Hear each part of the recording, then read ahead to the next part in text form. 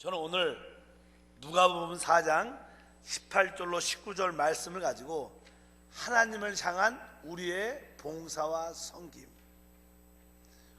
우리가 늘 모일 때마다 우리의 봉사와 섬김은 사람을 얻어 하나님께 드리는 것이다, 이러한 믿음의 선포를 많이 합니다.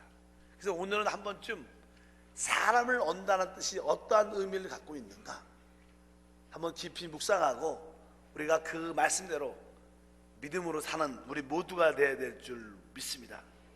실제로 이 땅에 어린 생명이 태어날 때 그 생명, 어린 아이의 생명은 이제 성장을 위해서 자라게 됩니다. 그러나 항상 생명의 성장의 역사도 있지만 반대로 보이지 않는 환경적인 또 내적인 여러 가지 요소로 인하여 자꾸만 그 생명이 자라지 못하도록 죽이려는 사마의 역사가 또 함께 있습니다. 그래서 우리는 어린아이 때부터 자라면서 항상 생명의 역사와 사망, 죽음의 역사가 늘 부딪히면서 우리가 자라고 이기고 성숙해 나가는 모습을 볼 수 있습니다. 영적인 신앙생활도 마찬가지입니다.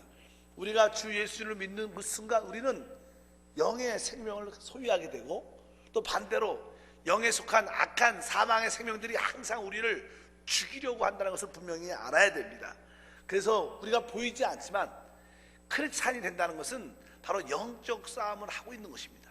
바로 생명과 사망과의 큰 싸움입니다. 우리 에베소서 6장 12절 말씀에 보니까 우리의 씨름은 혈과 육을 상대하는 것이 아니요 통치자들과 권세들과 이 어둠의 세상의 주관자들과 하늘에 있는 악의 영들을 상대함이라. 이 말씀을 통해서 바로 우리가 영적 전쟁 가운데 있다, 하나님이 주시는 그 생명과 마귀가 갖고 있는 그 사망과의 늘 싸움이 있다는 것입니다. 여러분 모두가 이러한 영적 전쟁에서 승리할 때 하나님 영광이 나타날 줄 믿습니다. 근데 이 영적 전쟁에서 가장 주된 것 중에 하나는 다른 것이 아니라 바로 사람을 얻는 것입니다. 하나님도 이 땅에 하나님 뜻을 이루기 위해서 사람이 필요하고, 사단 역시 하나님의 뜻을 거역하고 대응하기 위해서 사람이 필요합니다. 그래서 영적 전쟁의 실제는 바로 하나님이 사람을 얻느냐, 사단이 사람을 얻느냐에 달려 있습니다. 그래서 우리가 하나님 입장에, 하나님과 같은 방향 안에 서서 나는 하나님 편에 속합니다, 하나님과 합력합니다, 사람을 얻어 하나님께 올려드리겠습니다, 이렇게 말할 때 할 나라가 확장되는 것이고, 반대로 흑암의 권세, 사단의 나라가 깨어짐으로 하나님의 뜻이 우리 가운데 이루어지는 줄 믿습니다. 그래서 여러분들이 한 영혼을 구원해낼 때마다, 한 영혼을 회복할 때마다, 한 영혼을 영적으로 세울 때마다 놀라운 일들이 영적으로 일어납니다. 그러나 우리가 사람을 마귀에게 빼앗기고 우리가 실패하게 되면 점점 이 땅은 어둠의 나라로 변할 수밖에 없는 것을 분명히 알아야 됩니다. 하나님은 이 교회 안에 많은 일꾼들을 보내주셨습니다. 성경은 이렇게 기록합니다. 에베소서 4장 11절과 12절 말씀을 보니까 그가 어떤 사람은 사도로, 어떤 사람은 선지자로, 어떤 사람은 복음을 전한 자로, 어떤 사람은 목사와 교사로 삼으셨으니 이는 성도를 온전하게 하며 봉사일을 하게 하며 그리스도의 몸을 세우려 하십니다. 하나님께서는 이 땅에 하나님을 표현할 수 있는, 하나님의 주권을 가지고 이 모든 것을 통치할 수 있는 그러한 한 무리의 사람들, 교회를 원하십니다. 하나님은 하나님의 교회를 통하여 하나님의 형상과 주권을 회복하는 줄 믿습니다. 그래서 이 교회 한 무리의 사람들이 하나님의 형상과 주권을 회복하기 위해서는 당연하게 바로 그런 일을 할 수 있도록 교회 안에 많은 은사 있는 사역자를 보내준다는 것입니다. 우리 교회 안에도 사도나 선지자나 복음을 전하는 자, 목사, 교사들이 있습니다. 이제 이런 모든 사역자들이 바로 성도들로 하여금 바로 영적으로 온전하게 만들고 그들로 하여금 봉사자로 만들어서 주님의 교회를 세우는 것이다, 이렇게 밝게 말씀합니다. 그래서 여러분 마음속에 늘 품고 있는 그 두세 사람들을 어떻게 바로 그들이 영적으로 온전하게 만들어서 봉사일을 하게 할 때 하나님의 뜻이 이루어지는 것이다. 그것이 우리의 봉사와 섬김이다. 그러면 이제 우리가 만나는 사람들을 어떻게 온전케 하고 봉사일로 이끌 수 있는가? 그 첫 번째는 그들로 하여금 복음을 참으로 아는 자들을 만들어야 됩니다. 우리 주님도 회개하고 복음을 믿어라 이렇게 말씀하셨습니다. 여러분들이 복음이 무엇인가를 분명히 알아야 됩니다. 그럴 때 복음을 누릴 수 있고 그걸과 많은 사람들이 살아나는 역사를 체험하게 될 줄 믿습니다. 원래 복음 자체는 기쁜 기쁜 소식입니다. 기쁜 소식. 여러분 삶 속에 진정한 기쁜 소식이 무엇인가? 그래서 우리가 영원한 멸망 가운데 있다가 영생을 얻는 최고의 축복의 자리에 돌아온다는 것입니다. 그래서 여러분들이 복음을 분명히 알고 복음을 누리는 삶으로 성도들을 만들어야 된다. 그럼 복음 안에는 무엇이 있는가? 우리 복음을 믿는다는 것은 무슨 뜻인가? 우리 분명히 알아야 됩니다. 하나님을 믿는다는 게 무슨 뜻인가? 우리는 무엇을 믿고 있는가? 성경은 이렇게 기록합니다. 요한복음 3장 16절 말씀 읽어보면 하나님이 세상을 이처럼 사랑하사 독생자를 주셨으니 이는 그를 믿는 자마다 멸망치 않고 영생을 얻게 하려 함이라. 우리는 무엇을 믿는가? 오늘 말씀에 하나님이 세상을 이처럼 사랑하사, 거기서 말하는 세상이라는 것은 우리 사람을 말하는 거예요. 하나님이 우리 사람을 이처럼 사랑하셨다는 거예요. 믿으시면 아멘. 우리는 사실 하나님의 사랑을 알고 믿는 거예요. 아, 우리 하나님이 사랑이시다. 요한일서 4장 16절에 이렇게 표현합니다. 하나님이 우리를 사랑하시는 사랑을 우리가 알고 믿었노니, 이렇게 표현합니다. 다시 한번 읽어보니까 하나님이 우리를 사랑하시는 사랑을 우리가 알고 믿었다. 여러분, 무엇을 믿는 것입니까? 하나님이 우리를 사랑한다는 것을 믿는 거예요. 믿으시면 아멘. 여러분, 하나님의 사랑을 알게 되면요, 우리 마음속에 모든 두려움과 염려가 싹 떠나갑니다. 사실 이 땅에 사는 사람들은 이 두려움과 염려와 근심 가운데 늘 붙잡혀 있어요.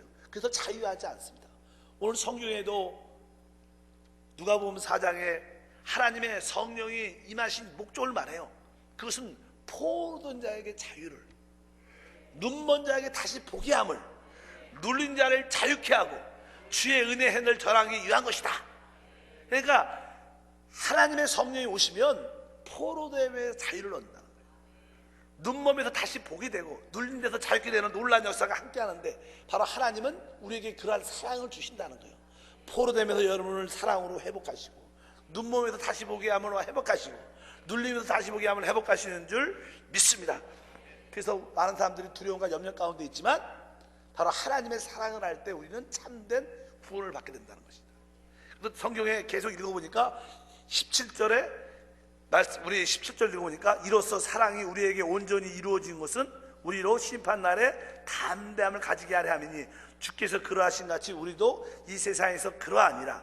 사랑 안에서 두려움이 없고 온전한 사랑이 두려움을 내어 쫓나니 두려움에는 형벌이 있습니다. 두려워한 자는 사랑 안에 온전히 이루지 못하였느니라. 바로 하나님은 우리를 사랑하시고 하나님은 사랑이다. 우리가 모든 멸망에서 심판에서 벗어났고 이제 모든 두려움이 떠나갈 것이다. 바로 이 사실을 믿어야 됩니다. 왜 우리가 하나님의 사랑을 믿어야 되느냐? 그건 당연하게 우리 안에 죄라는 멸망이 있습니다. 오늘 아까 요한복음 3장 하나님의 세상을 이처럼 사랑하사 독생자를 주셨으니 이는 저를 믿는 자마다 멸망치 않고, 이렇게 써 있어요. 멸망치 않고. 따라하겠습니다. 멸망치 않고. 원래 사람은 태어날 때부터요 멸망 가운데 태어납니다. 그래서 에베소에서는 사람은 본질상 진노의 자녀다 그래요. 진노를 받기 위해서 태어났다는 거예요. 우리는 멸망을 받을 수밖에 왜? 죄 때문에. 성경이 이렇게 말합니다. 로마서 3장 23절에 모든 사람이 죄를 범하였다. 모든 사람이 죄를 범하였다는 거예요. 근데 죄의 싹이 무엇이냐? 6장 23절에 죄의 싹은 사망이라는 거예요. 모든 사람이 죄를 범하였고 모든 그 결과 다 사망, 죽음 가운데, 멸망 가운데 있다는 거예요. 여러분, 사망이 무엇입니까? 보통 사람은요 죽음을 두 번 체험한다고 보통 일반적으로 말할 수 있어요. 성경에 보면 첫 번째는요 우리 육신의 장막에서 이렇게 떠나는 거예요. 나이가 되고 어떤 사고로 병으로 사람이 죽지 않습니까? 그러면 이게 영혼이 죽는 게 아니라 그냥 그 육신의 영혼이 몸을 떠나게 돼요. 분리가 됩니다. 우리 영혼과 몸이 분리되는 게 첫 번째 사망이에요. 그런데 이 사망이로 끝이 아니에요. 사람이 사실요 금방 이게 육신과 영혼이 분리해서 죽으면 솔직히 사는 게 쉽지 않으니까 빨리 죽는 게 더 편할 수도 있어요. 근데 사실은 그 다음에 진짜 사망이 있어요. 그걸 둘째 사망이라고 말합니다. 둘째 사망에 대해서 이렇게 말합니다. 계시록 21장 8절 읽어보니까 그러나 두려워한 자들과 믿지 아니하는 자들과 모든 자들은 불과 유황으로 타는 못에 던져지리니 이것이 둘째 사망이다. 우리가 소위 말하는 지옥에 간다, 이 말이 뭐예요? 둘째 사망이에요. 그 영혼이 아까는 영혼이 육신과 이렇게 끊어졌지만 이제는 이 영혼 전체가 어떻게 영원한 지옥불에 던져져서 영원히 고통당하는 것을 둘째 사망이라고. 우리는 이렇게 둘째 사망에 던져지게 돼 있다는 거예요. 멸망 가운데 있다는 거예요. 더 이상 소망이 없다는 거예요. 그런데 바로 하나님께서 우리를 사랑하사 우리를 그 둘째 사망에서 어떻게 구원해 준다는 거예요. 믿으시면 아멘. 어떻게 구원받을 수 있습니까? 그건 다른 것이 아니라 바로 그 아들을 믿음으로. 하나님이 세상을 이처럼 사랑하사 독생자를 주셨으니 주 예수를 믿는 자에게 멸망치 않는 구원의 역사가 함께할 줄 믿습니다. 그래서 요한복음 3장 18절에 그를 믿는 자는 심판을 받지 아니하는 것이다. 그러니까 주 예수 그 아들 독생자를 믿으면 심판을 받지 않는다는 것이요, 둘째 사망의 해를 받지 않는다는 것입니다. 또 고린도서 1장 14절에 보니까 그 아들 안에서 우리가 속량 곧 제사를 받았다. 바로 왜 우리가 둘째 사망에 던져지지 않느냐? 우리가 속량 제사를 받았기 때문에 다시는 우리와 둘째 사망과 상관이 없는 줄 믿습니다. 그것이 뭐야? 하나님의 사랑이라는. 우리가 둘째 사망 영원한 멸망 가운데 있었는데 하나님이 우리를 사랑하셔서 그 독생자를 주셨단 말이에요. 누구든지 주 예수를 믿으면 바로 그 멸망치 않는다는. 여러분 안에는 멸망이 없습니다. 둘째 사망이 떠나갔습니다. 여러분에게는 둘째 사망을 이기는 신과 능력과 권세가 함께하는 줄 믿습니다. 이제 멸망치 않고 하나님의 뜻이 무엇이냐? 맨 끝에 영생을 얻기 위한 겁니다. 너무나 잘 아는 요한복음 3장 16절 다시 한번 읽어보면 하나님이 세상을 이처럼 사랑하사 독생자를 주셨으니 이는 저를 믿는 자마다 멸망치 않고 뭐요? 영생을 얻는 거예요. 그러니까 하나님의 목적은 여러분들이 무한한 영생을 얻는 거예요. 영생은 하나님의 생명을 영생이라 그래요. 그러려면 우리는 거듭나야 돼요. 예수님이 말씀하십니다. 우리 요한복음 3장 5절 말씀 읽으면 예수께서 대답하시되 진실로 진실로 내게 이르노니 사람이 물과 성령으로 나지 아니하면 한나라에 들어갈 수 없다. 그러니까 사람은 물과 성령으로 거듭나야 한나라에 들어올 수 있다는 거예요. 여러분들이 주 예수를 믿는 그 순간 우리의 죽었던 영이 거듭이 남으로 말미암아 그 영생이 우리 안에 오기 때문에 우린 영생의 축복을 누리게 되는 줄 믿습니다. 바로 여러분들이 그래서 거듭남을 알아야 돼요. 복음을 안다는 것은 내가 무엇을 믿는 것을 아는 거예요. 나는 하나님의 사랑을 안다. 두 번째는 뭐예요? 내가 죄로 말미암아 영원한 멸망 가운데 있었지만 그 아들을 믿음으로 둘째 사망에서 내가 구원받은 것을 내가 안다. 세 번째는 나는 영생을 갖기 위해서 내 안에 영생 거듭난 것을 내가 안다. 이것을 아는 사람들은 진짜 복음을 아는 거예요. 여러분에게 그러한 은혜와 축복이 함께할 줄 믿습니다. 하나님, 내가 하나님의 사랑을 알지 못한 것을 회개하고 내가 죄 가운데 살아온 것을 회개하고 내가 거듭나지 못한 것을 회개하면 하나님께서 여러분에게 복음의 축복을 주셔서 복음을 누리게 하는 놀란 역사가 함께할 줄 믿습니다. 사도행전 2장 38절에 너희가 회개하여 각각 예수 그리스도 이름으로 침례를 받고 제사를 받으라. 그리하면 성령을 선물로 받으리니. 여러분 모두가 하나님 앞에서 다 회개를 통해서 하나님의 복음 안에 있는 축복을 누리게 된 줄 믿습니다. 그래서 여러분들이 마음에 품고 있는 두세 사람을 어떻게 이러한 복음이 무엇인가를 분명히 알고 누릴 수 있도록 도와주는 것이 사람을 얻는 것이다. 그러기 위해서 여러분도 자신이 먼저 복음을 알아야 돼요. 다시 한번 복음이 뭐예요? 하나님의 사랑을 아는 거예요. 믿으시면 아멘. 하나님의 사랑을 알고 믿는 것이 우리가 참된 것이고 바로 모든 죄로 다가온 둘째 사망에서 해를 받지 않는 것, 주 예수를 말미암아 그리고 우리가 거듭나 하나님의 영생을 가졌다는 것, 이것을 아는 것이 진정한 복음의 내용입니다. 이제 여러분들이 두 번째로 이런 복음을 이렇게 알게 되면요, 사람은 진짜 변화됩니다. 저는 개인적으로 이렇게 많은 사람들을 하나님 말씀을 가르치면서 변화시키고 새롭게 하려고 이렇게 노력도 많이 해봤습니다. 그래서 기도도 많이 했고, 근데 사람이 잘 안 변화돼요. 근데 사람이 변화될 수 있는 길은 단 하나 같아요. 하나님이 그에게 찾아오셔야 돼요. 그래서 많은 경우에는 하나님 제 말씀의 가르침을 잘 알고 변화되기도 이런 기도를 했다가 지금은 하나님 잘 모르겠습니다. 하나님 그 성도님을 하나님 만나 주십시오. 하나님 만나 주십시오. 하나님을 만났다는 느낌이 있어야지 그 사람이 변화됩니다. 하나님 그 사람의 마음을 만나 주시옵소서. 찬양 가운데 만나든 기도 가운데 만나든 말씀을 듣다가 만나든 하나님 오늘 성도들이 다 마음속에 하나님의 임재를 느끼게 도와주시고 하나님을 만났다는 마음이 감동 있게 도와주시옵소서. 오늘 여러분 하나님을 만나면요 변화가 일어납니다. 그러니까 하나님을 만나는 사람들은, 복음을 아는 사람들은 하나님을 만나게 되는데, 하나님을 만나게 되면요 변화가 일어나요. 변화. 성경이 이렇게 기록합니다. 로마서 12장 2절 읽어보니까 너희는 이 세대를 본받지 말고 오직 마음을 새롭게 함으로 변화를 받아 하나님의 선하시고 기뻐하시고 온전한 뜻이 무엇인가 분별하도록 하라. 마음이 새롭게 함으로 변화를 받아. 한번 따라합니다. 변화를 받아. 여러분, 사람이 변화된다는 뜻이 무슨 뜻일까요? 사람이 변화된다. 사실 사람이 변화된다는 뜻은요, 일단 그 사람의 생각이 변화됐다는 거예요. 여러분, 생각이 변화되냐면 절대로 사람은 움직이지 않습니다. 몸도 행동이 변하지 않는다. 일단은 생각이 변화되고 그 의식이 변화돼야 돼요. 이 생각과 의식이 변화가 되면 사람은 정말 좋은 방향으로 갈 수 있어요. 그러나 아무리 좋은 걸 듣고 배워도요, 생각과 의식이 변화되면 그냥 멸망의 길로 갑니다. 일단 여러분들이 변화가 일어나야 돼요. 어떤 변화? 참으로 복음을 아는 사람들의 첫 번째 변화는요, 그동안은 나를 위해서 살았어. 내 축복을 위해서만 살아왔어. 근데 참으로 복음을 아는 사람들은 내가 이제 하나님의 뜻을 이루기 위해서 산다. 하나님의 영광을 위해서 산다. 이 목적이 바뀌는, 그동안 나의 축복을 위해서만 살아왔는데 진짜 하나님을 만나면 내가 지금부터 하나님의 뜻을 위하여 하나님 영광을 위해 살기를 원합니다. 이렇게 우리의 생각과 의식이 변화가 일어나요. 여러분, 그런 마음이 있으십니까? 여러분, 왜 사십니까? 진짜 하나님을 만나는 사람들의 마음의 깊은 곳에는 내가 하나님의 뜻을 땅에서 이루어내고 하나님을 영원하게 위해서 살기를 원한다.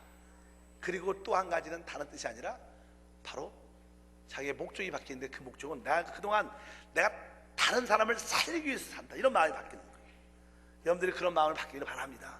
여러분이 사는 목적이 우리 자신을 위한 것이 아니라 남을, 하나님의 뜻을 위하고 다른 어려운 사람들을 살리기 위한 삶이다. 이러한 믿음을 우리 모두가 가져야 됩니다. 두 번째는 우리에게 어떤 변화가 있냐면요, 이제 하나님의 뜻과 영광을 알기 때문에 이제 중요한 것이 뭐예요? 열매를 얻는 거예요. 우리 요한복음 15장 8절 말씀을 읽어볼까요? 너희가 열매를 많이 맺으면 내 아버지께서 영광을 받으실 것이요 너희는 내 제자가 되리라. 우리 주님께서 이전에 뭐라고 말씀했냐면 나는 포도나무요 너희는 가지다.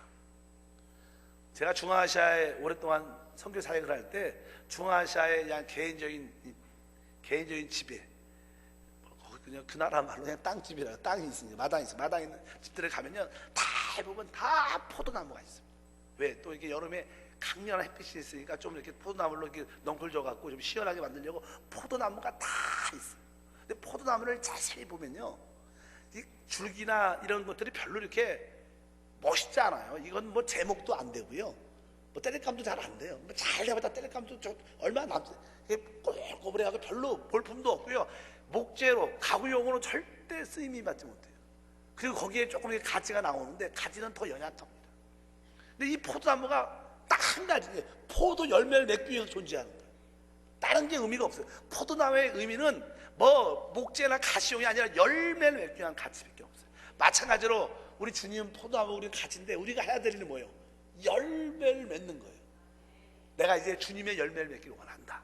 이런 것이 진정한 목적의 변화입니다. 아, 내 삶의 목적은 열매를 맺기 위한 것이다. 사람을 얻는 것이구나. 여러분, 오늘 말씀에도 분명히 기록되어 있죠. 바로 다른 뜻이 아니라 너희가 열매를 많이 맺으면 내 아버지께서 영광을 받으실 것이다. 그래서 여러분들이 내 삶의 목적은 열매를 맺는 것이구나. 믿으시면 아멘. 그러기 위해선 내가 포도나무에 잘 기쁨으로 붙어있다. 영적으로 하나님을 깨달아야죠. 왜? 포도나무야 가지가 원래 영적으로 하나죠. 하나. 뭐 두 개로 구분될 수 있는 게 아니에요. 뭐 가지나 원래 포도나무 줄기나 똑같은 거니까. 포도나무와 가지가 하나인 것처럼 내가 주님과 하나이구나. 그리고 나서 내가 늘 그분 안에 깊은 교제로 연결되면, 연결만 되어 있으면 열매를 저절로 맺게 돼요. 왜? 뿌리로부터 진액이 올라오니까. 그분만 연결만 되어 있으면 연결이 오니까 순간순간 영 안에 있고 주님을 부르는 거지. 그러면 자연스럽게 열매가 나타날 줄 믿습니다. 그래서 여러분들이 분명히 어떤 나는 열매를 맺어야 되는구나, 그러한 생각과 의식이 변화가 돼야 돼요. 그러면 여러분들은 올바로 변화가 되는 거예요. 제가 늘 여러분한테 마음에 두세 사람을 꼭 품으십시오. 저는 1년에 여러분들이 뭐 5명, 10명 전도하라고 이게 권하지 않습니다.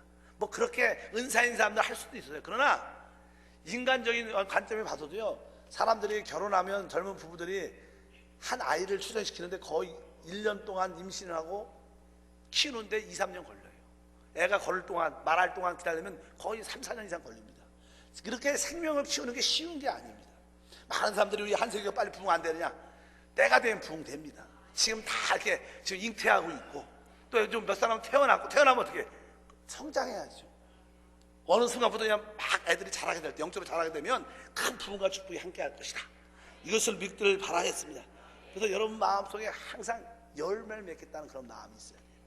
두세 사람을 늘 품고 바라보고, 하나님 그들도 내 옆에서 같이 예배하고 같이 봉사하는 일꾼 되게 도와주시옵소서. 세 번째로 우리가 어떤 변화가 필요하냐면요, 아까 첫 번째 변화는 목적이 변화됩니다. 삶의 목적. 두 번째는 열매를 위한 변화. 세 번째는 우리 인격의 변화가 필요해요. 여러분들이 복음을 진짜로 알면 점점점 인격적인 변화가 달라지게 돼 있어요. 여러분 솔직히 예수 믿고 나서 작년과 올해 좀 달라졌어요, 안 달라졌어요? 우리는 진짜로 달라지게 돼 있어요. 왜? 진짜 하나님 우리 안에 살아계셔요. 그러니까 우리는 인격적인 변화를 가질 수밖에 없어요. 여러분 안에 계신 성령을 따라 늘 살면요, 점점점 여러분들은 그리스도의 형상을 갖게 되는 축복과 은혜가 함께 할 줄 믿습니다. 우리의 신앙생활은 성령을 따라 사는 거예요. 한번 따라 할까요? 내 안에 계신 성령을 따라 삽니다. 이 성령을 따라 살고 성령을 따라 행하는 것입니다. 우리 갈라디아서 5장 25절에 보니까 만일 우리가 성령으로 살면 또한 성령으로 행할지다. 이렇게 성령으로 살고 성령으로 행하면 당연하게 성령의 열매가 나타나요. 22절과 23절에 보니까 오직 성령의 열매는 사랑과 희락과 화평과 오래 참음과 자비와 양성과 충성과 온유와 절제니 이 같은 것을 금지할 법이 없다. 여러분들이 성령을 따라 살고 내주하시는 그리스도를 따라 살면요, 자연스럽게 사랑이라는 열매를 갖게 돼요. 당연하게 모든 사람으로 인하여 기뻐하는 희락, 기쁨이 막 나타나고, 모든 사람과 화평도 나타나고, 또 어려운 환경 가운데도 참을 수 있는 능력도 나타나고, 또 은혜와 긍휼을 베푸던 자비와 양성과 충성과 온유와 절제의 모습이 우리 가운데 나타나므로 진짜 인격적인 변화가 일어나게 돼 있어요. 뭔가 달라졌어. 우리 아내들이, 남편들이 처음에 교회를 잘 안 나오다가 아내가 참으로 예수를 잘 믿으면 어느 순간부터 아내가 달라진 거예요. 말도 그렇고 행동도. 이게 쇼가 아니고, 이게 외식하는 것이 아니고 진짜 삶 자체가 달라진 거예요. 그러면 그 남편을 대하는 태도, 자녀를 대하는 태도가 달라져요. 그럼 애들이 느끼죠. 아, 우리 엄마가 좀 달라진 것 같아. 내 부인이 좀 달라진 것 같아. 이것은 진짜 인격적인 변화입니다. 이런 변화가 우리 가운데 있어야 된다는 거예요. 아까 처음에 복음을 알면 우리에게 진짜 변화가 있어요. 그리고 그 다음 단계가 중요하죠. 왜? 그 다음 단계는 바로 우리를 봉사자로 만들기 위한 거예요. 우리 성경 말씀을 다 같이 읽어볼까요? 에베소서 4장 12절 말씀을 읽으면 이는 성도를 온전하게 하여 봉사일을 하게 하며 그리스도의 몸을 세우려 하십니다.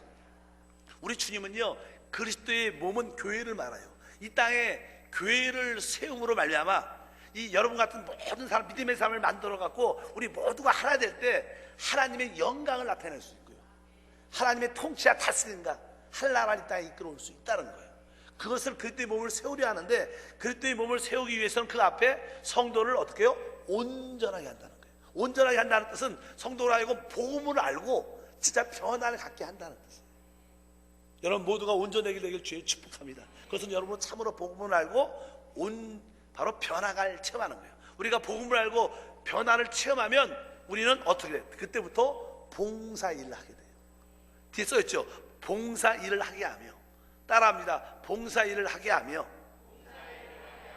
원래 봉사란 단어 있죠. 봉사란 단어는 사역이란 단어, 사역. 우리 한국말로는, 원래 헬라어로는 디아콘 이런 뜻이 있어요. 무슨 뜻이냐면 집사란 뜻, 집사. 우리 교회에 서리 집사, 안수 집사 이런 단어가 있어요. 집사. 집사란 뜻이 원래 봉사란 뜻이에요. 그 단어는 사역이란 뜻입니다. 그러니까 우리 모두가 다 집사가 된다는 거예요. 뭐 그런 어떤 직분이 아니라 다 하나님께 봉사하고 하나님을 섬기는 일을 해야 된다는 거예요. 믿으시면 아멘. 그래서 여러분들이 모두 그렇게 모든 사람이 이렇게 교회 안에서 봉사하게 하는 거예요. 성가대로 봉사도 하고, 남녀 성교에서도 봉사하고, 실업인에서 선교하고, 전도실에서 봉사하고, 많은 부서에도 교사로도 봉사하고, 많은 이렇게 봉사에 많이 참여할 때 진짜 하나님의 나라가 세워진다, 이런 뜻을 포함하고 있습니다. 근데 여러분들이 교회를 위해서 봉사자가 될 때 몇 가지 기본적으로 알아야 될 것이, 봉사자가 된다는 것은 하나님이 기뻐하는 충성한 자가 된다는 것입니다. 고린도전서 4장 2절에 보니까 그리고 맡은 자에게 구할 것은 충성이다. 여러분들은 다 하나님 봉사자인 줄 믿습니다. 그러면 하나님께 어떻게 충성해야 돼요. 그럼 봉사의 첫 번째 내용은요, 다른 게 아니라, 봉사한다는 것은요, 복음을 말한다는 뜻이에요. 우리가 결국 이 성숙했다는 뜻은 남들한테 복음을 말할 수 있는 자가 된다는 거예요. 어린아이는 처음부터 말 못합니다.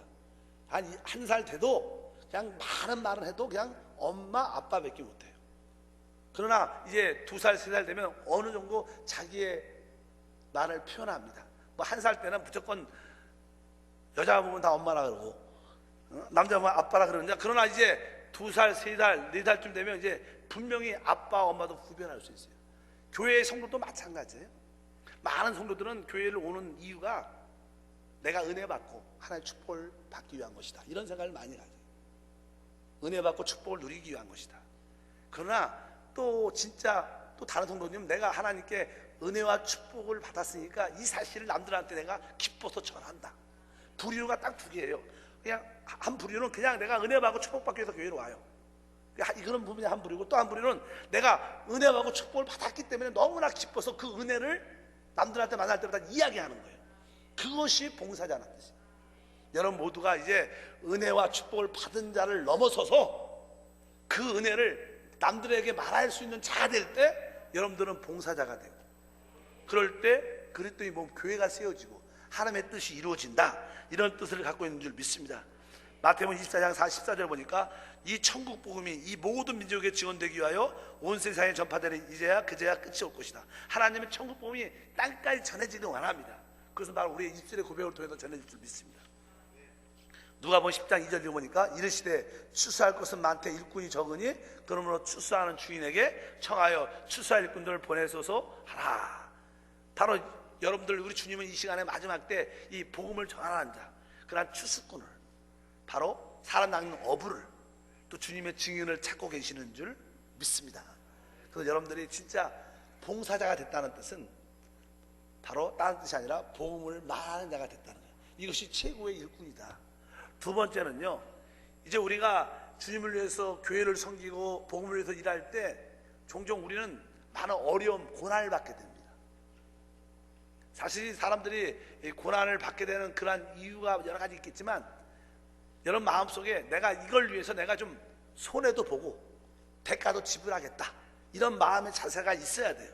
누가복음 14장 27절 다 같이 읽어보면 누구든지 자기 십자가를 지고 나를 따르지 않는 자도 능히 내 제자가 되지 못할 것이다. 그래서 주님은 나를 따르려면 자기 십자가를 져라, 자기 십자가를 져라. 그러니까 여러분들이 하나님을 믿을 때, 하나님의 정말로 동역자, 봉사자가 될 때 조금 이렇게 내가 대가를 지불하더라도 내가 하나님 일꾼이 되기를 원한다, 이러한 십자가를 지는 마음이 있어야 돼요. 여러분 알다시피 아브라함이 하나님께 부름받았을 때 우리 주님이 그러죠. 너는 본토와 친척과 아비집을 떠나라. 이렇게 본토와 친척과 아비집을 떠나는 것은 어느 정도는 대가를 지불하는 거예요. 그럴 때 진짜 축복의 땅을 갖게 되는 거예요. 여러분 대가를 지불하지 않으면 축복의 땅도 없습니다. 분명히 그걸 아셔야 돼요. 구원은 은혜를 받지만 축복은 여러분들이 대가를 어느 정도 지불해야 돼요. 모세도 마찬가지예요. 모세는 우리가 잘 알다시피 바로의 공주의 아들이었어요. 그래도 자기는 그 공주의 아들, 왕자의 자리를 벗어버리고 고난받는 이스라엘 백성들과 함께하기를 더 기뻐했다. 자기의 그 영광스러운 자리를 포기했다는 거예요. 대가를 지불하고 나는 고난 가운데 있는 하나님의 백성과 함께하겠다, 이러한 마음의 자세, 대가를 지불하겠다는 마음의 자세가 있었기 때문에 그는 하나님께 쓰임받을 수가 있었어요. 믿으시면 아멘. 그래서 교회에 올 때마다 여러분들이 또 시간이란 대가도 좀 지불해야 돼요. 그래, 시간이 바쁜 것도 알지만 내가 10분 전에 와서 예배 참석해야 돼. 이건 나름대로 봐요. 여러분의 생각에 그 시간에 대가를 지불하는 거예요. 저는 종종 이렇게 늦게 좀 오시는 분 보면 이렇게 안타까움이 있어요. 안타까움이 있어서 제가 이런 말을 종종 해요. 그 조그만 마음의 대가를 지불하면 10분 일찍 오면요, 마음도 편하고 일주일이 편해요. 실제로 그래요. 근데 10분 좀 늦게 오고 10분 예배 시간 늦으면요, 은혜도 잘 안 되고, 은혜 받아도 마음도 안 편하고 뭔가 찜찜한 게 있어. 그러지 말고 어차피 그냥 시간이나 대가 한번 손해보자, 이런 마음 갖고 내가 시간 지키겠다, 이런 그런 마음을 딱 가지고 대가를 지불하겠다, 십자가를 지키겠다, 이런 마음을 갖고 달려가면 하나님이 역사해 주셔요. 우리 하나님은 우리 안고 일어서 우리의 모든 것을 아셔요. 우리의 중심을 아셔요. 그러니까 여러분 그 중심을 보일 수 있기를 축복합니다. 세 번째는요, 우리가 좋은 봉사자가 된다는 뜻은요, 쉽게 말하면 우리에게 고난이 다가와도 그 고난을 영광으로 승화시키는 거예요. 우리 삶 가운데는 항상 고난이 있습니다. 근데 우리 고난은 우리를 죽이지 못하죠. 고난은 우리에게 영광으로 가게 하는 그런 길인 줄 믿습니다. 실제로 우리가 교회 안에서 이렇게 봉사자로 일하다 보면요, 종종 상처와 시험을 많이 받아요. 왜 상처와 시험 받아요? 서로 부딪혀서 그래요. 사람 관계에서 우리는 상처를 많이 받죠. 뭐 이렇게 환경이 어렵다, 좀 물질이 부족하다, 이런 것 때문에는 좀 어려워도 견딜 수 있어요. 근데 사람 때문에 시험 당하는 것을 견디기가 되게 어렵습니다. 여러분들 그것을 이기면 진짜 봉사자가 돼요. 어떤 분들은 봉사하다가 난 사람 때문에 시험 들어서 난 저분이 있는 난 봉사 안 할 거야, 이렇게 교회를 안 하고 교회를 떠나는 사람도 많아요. 왜? 이 고난에 대한 것을 이기지 못해서요. 근데 그 어려운 대인관계에서 오는, 사랑과 관계에서 오는 고난을 이기려면 여러분에게 마음속에 사랑이 있어야 돼요. 내가 그렇게 행동한 그 사람보다 그냥 내가 그 사람 자체를 사랑하겠다. 사랑이 모든 고난을 이기는, 영광으로 변화시키는 능력인 줄 믿습니다.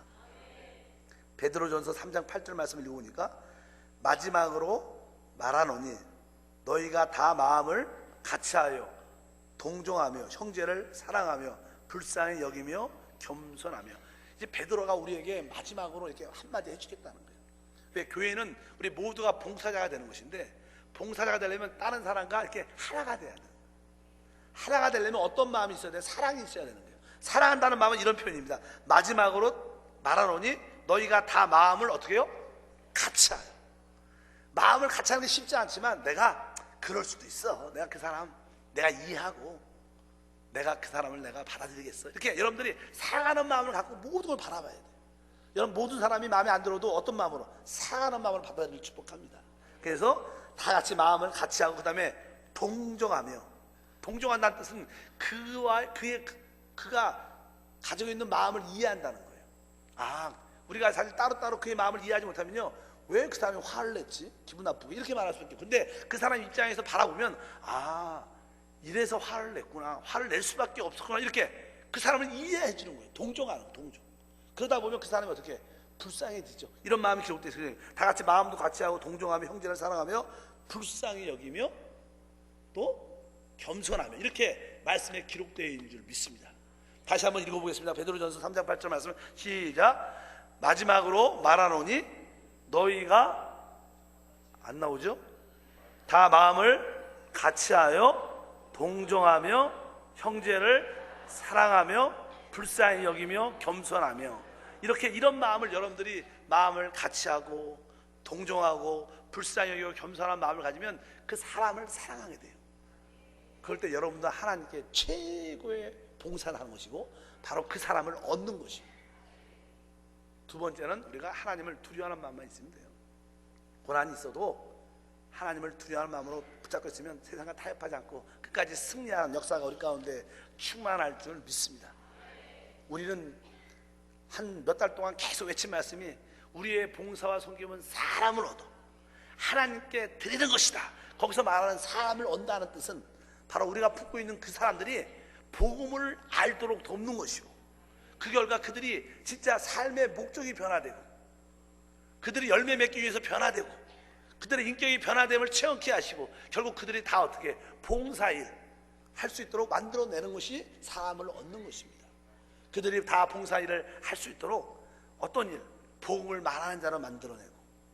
믿으시면 아멘. 대가를 지불할 수 있는 그런 사람으로 만들어내고, 또 기쁨으로 모든 사람을 사랑하고 수용하고 고난을 영광으로 변화시킬 수 있는 그러한 사람을 우리가 만들어낼 때, 우리는 진짜 하나님께 최고의 봉사 섬김을 하는 것이다. 여러분 모두가 기도할 때마다 그런 사람을 꼭 만들길 주님으로 축복합니다. 기도하겠습니다.